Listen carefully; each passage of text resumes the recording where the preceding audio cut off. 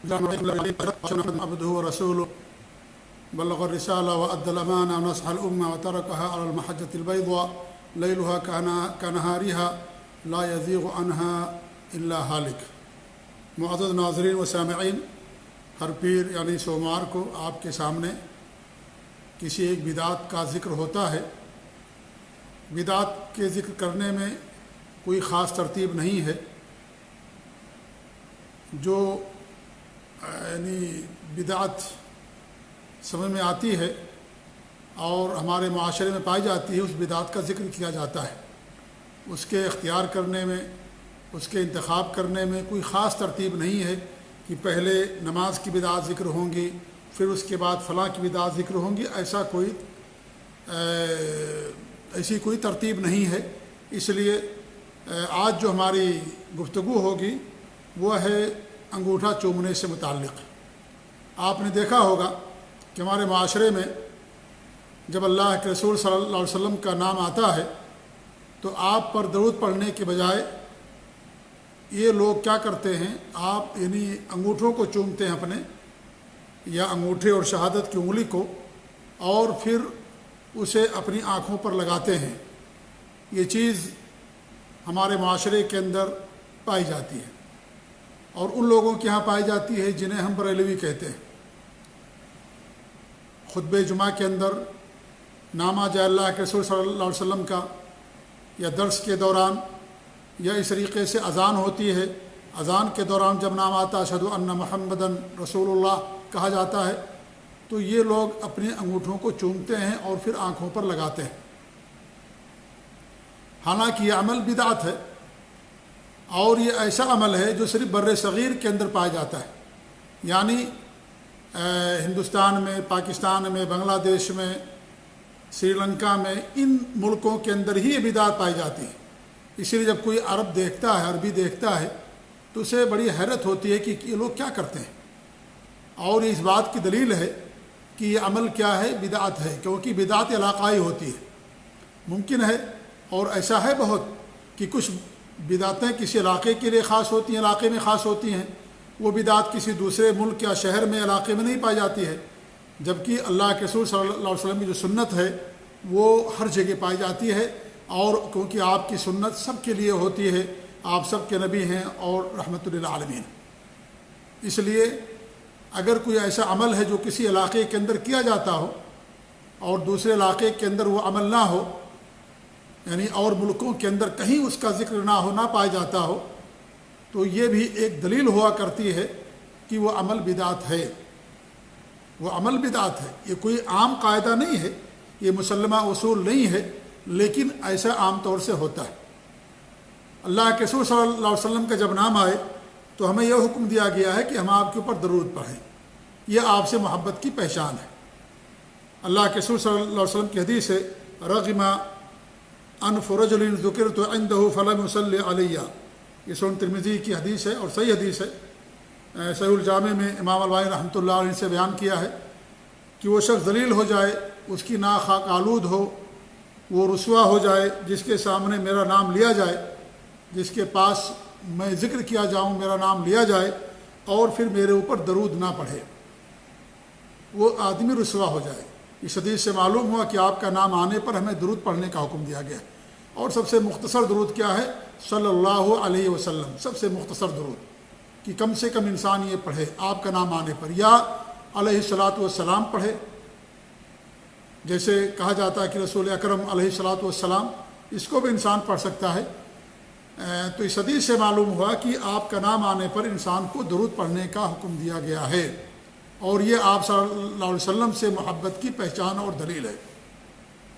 ایسے ایک دوسری حدیث آتی ہے جس میں ہمارے نبی صلی اللہ علیہ وسلم نے فرمایا کہ البخیل الذی ذکرت عنده فلم یصلی علیہ، بخیل ہوا ہے جس کے پاس میرا ذکر ہو اور میرے اوپر وہ درود نہ پڑھے۔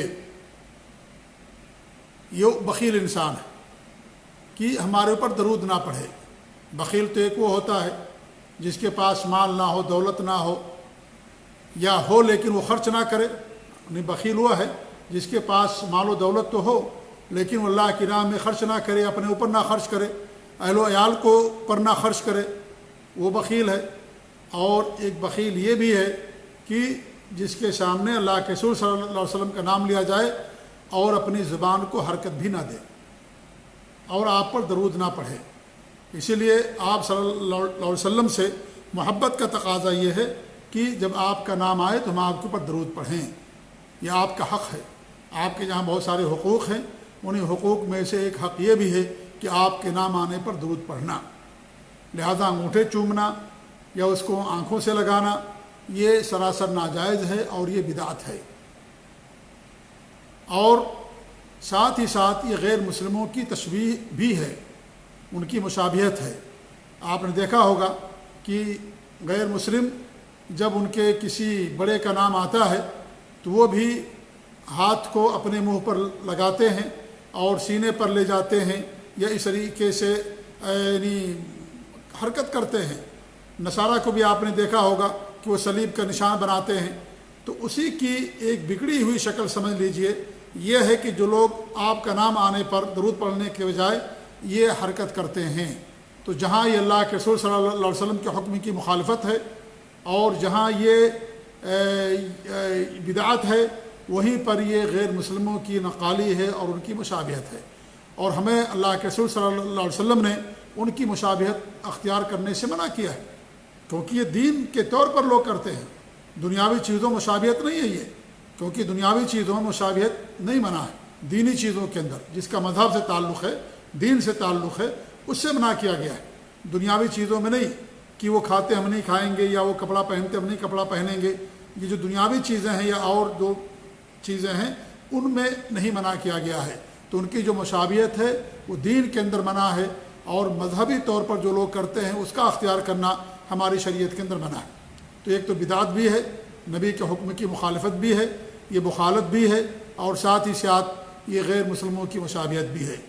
لہٰذا اس سے بچنا ضروری ہے۔ کچھ لوگ کچھ روایتیں پیش کرتے ہیں کہ ہمارے نبی کا حکم ہے کہ جب ہمارا نام آئے تو ہمارے اوپر تم کیا کرو، انگوٹھا چومو۔ یہ ساری روایتیں موضوع ہیں، باطل ہیں، من گھڑت ہیں، اور علماء نے جو موضوع سے متعلق حدیثیں ہیں ان کتابوں کے اندر اس کو بیان کیا ہے۔ مجھے حیرانگی ہوتی ہے کہ میں ایک کتاب پڑھ رہا تھا تو اس کی دلیل میں الفوائد المجموعہ، امام شوکانی رحمۃ اللہ علیہ کی کتاب ہے، الفوائد المجموعہ فی الاحادیث الموضوعہ، یعنی موضوع حدیثوں سے متعلق ان کی کتاب ہے۔ تو اس کا حوالہ دیا ہوا تھا کہ دیکھیے حدیث الفوائد المجموعہ کے اندر موجود ہے۔ یہ جہالت کی انتہا ہے۔ یہ ہمارے ہاں لوگ عربی زبان، ساری عربی زبان کو حدیثی سمجھتے ہیں، اور کسی کتاب کا حوالہ دے دیا سمجھتے ہیں کہ یہ موثق ہے، معتمد ہے اور یہ کتابوں کے اندر موجود ہے۔ یہ نہیں دیکھتے کہ کس کتاب کے اندر یہ موجود ہے۔ الفوائد المجموعہ یہ ایسی کتاب ہے جس کے اندر صرف موضوع روایتوں کو امام شوکانی رحمۃ اللہ علیہ نے ذکر کیا ہے، تنبیہ کے لیے، لوگوں کو بتانے کے لیے کہ ساری موضوع روایتیں ہیں، ان روایتوں کو بیان کرنا جائز نہیں ہے، ان روایتوں کو بیان کرنا حرام ہے، اگرچہ لوگ اسے بیان کرتے ہیں۔ اور بہت سارے علماء نے اس موضوع پر کتابیں لکھی ہیں، بہت سارے علماء نے۔ تو اس لیے اس کتاب کے اندر اس کا آ جانا یہ اس کے صحیح ہونے کی دلیل نہیں ہے، لیکن افسوس ہے، جہالت ہے یہ لوگوں کی، نادانی اور لا علمی ہے کہ کتاب کا نام بیان کر دیتے ہیں اور اس کے بعد کہتے ہیں کہ دیکھیے یہ چیز کیا ہے، کتاب کے اندر باقاعدہ موجود ہے۔ جی ہاں، ابھی ایک صاحب نے سوال کیا اس سے پہلے، میں نے اس کا جواب دیا۔ وہ کہتے ہیں کہ فتح القدیر کے اندر لکھا ہوا ہے اور التفسیر الکبیر کے اندر لکھا ہوا ہے کہ جب آپ قبرستان جائیں تو 100 مرتبہ یا 99 مرتبہ بسم اللہ الرحمن الرحیم پڑھیں، تو اللہ تعالیٰ کیا کرے گا؟ اللہ رب العالمین پتہ نہیں کتنی لاکھ نیکیاں دے گا، کتنے لاکھ گناہ معاف کرے گا، کتنے لاکھ درجہ بلند کرے گا۔ دلیل کیا ہے؟ التفسیر الکبیر کے اندر یہ چیز فلاں سے موجود ہے، یا یہ کیا نام ہے، فتح القدیر کے اندر یہ موجود ہے۔ یہ لوگ حوالے دے کر کے اس طریقے سے لوگوں کو بیوقوف بناتے ہیں۔ جو جاہل عوام ہے بیچارے، جو نہیں سمجھتے کہ کس موضوع کی کتاب ہے، تو ان کو بیوقوف بناتے ہیں اور رعب جماتے ہیں کہ دیکھیے موجود ہے، باقاعدہ حوالہ موجود ہے اور فلاں کتاب کے اندر بیان کیا گیا ہے۔ تو یہ افسوس کی بات ہے کہ جب لوگ دین سے دور ہوں گے، کتاب و سنت کا علم نہیں ہوگا، تو ایسے ہی ان کو جو چاہے گا بیوقوف بنائے گا۔ تو ہی صورتحال آج ہمارے معاشرے کے اندر پائی جاتی ہے کہ موضوع پر مشتمل کتاب ہے الفوائد المجموعہ، اس کا ذکر کیا انہوں نے اس کی دلیل کے طور پر کہ دیکھیے یہ اللہ کے رسول کی حدیث ہے، لہذا یہ کرنا ہمارے لیے جائز ہے۔ اور یہ نہیں بیان کیا کہ امام شوکانی رحمۃ اللہ علیہ نے یہ موضوع روایت سے متعلق یہ کتاب ہے، لہذا وہ دلیل کیسے بن سکتی ہے؟ دلیل وہی ہمارے لیے ہوگی جو صحیح ہو، جو صحیح ہو، یعنی ایسی حدیث جو قابل عمل ہو وہی دلیل بنتی ہے، اور جو موضوع ہے، ضعیف ہے، باطل ہے، وہ دلیل نہیں بن سکتی۔ لہذا یہ عمل کسی بھی طور پر جائز نہیں ہے، یہ دین کے اندر ایک نئی چیز ہے اور بدعت ہے یہ، اور بدعت گمراہی ہوتی ہے، لہذا اس سے بچنا ہمارے لیے ضروری ہے۔ اللہ کے رسول صلی اللہ علیہ وسلم سے سچی محبت کی پہچان یہ ہے کہ ہم آپ کے اوپر درود پڑھیں آپ کا نام آنے پر، اور الحمدللہ ہم درود پڑھتے ہیں، الحمدللہ تشہد کے اندر درود پڑھا جاتا ہے، اور انسان صبح و شام درود پڑھتا ہے، اور اس طریقے جنازے کے اندر درود پڑھا جاتا ہے دوسری تکبیر کے اندر۔ اسی طریقے سے آپ دیکھیں اذان کے بعد درود انسان پڑھتا ہے۔ یہ ساری جگہیں ہیں جہاں پر انسان درود جمعہ کے دن درود پڑھتا ہے انسان، صبح و شام کی دعا میں درود پڑھا جاتا ہے، لیکن وہ درود جس کا ذکر ہے کتاب و سنت کے اندر، وہ درود نہیں جو لوگوں نے ایجاد کر رکھا، وہ ایک الگ موضوع ہے، انشاءاللہ کسی وقت یا کسی دن اس پر بھی انشاءاللہ ہم درس دیں گے۔ بہرحال آج کی جو ہماری گفتگو تھی وہ یہ تھی کہ آپ کا نام آنے پر انگوٹھا چومنا، اس کو آنکھوں سے لگانا، یا اس طریقے سے سینے پر اسے لے جانا اپنے ہاتھ کو اس دوران، یہ سراسر دین کے اندر بدعت ہے، یہ آپ سے محبت کی پہچان نہیں ہے۔ محبت کی پہچان آپ کی اتباع اور پیروی ہے، آپ کی سنتوں پر عمل ہے، آپ کی سنتوں کو زندہ کرنا ہے، لہذا اور بدعت سے اجتناب ہے۔ ہمارے نبی صلی اللہ علیہ وسلم ہمیشہ لوگوں کو بدعت سے اجتناب کی تلقین کیا کرتے تھے۔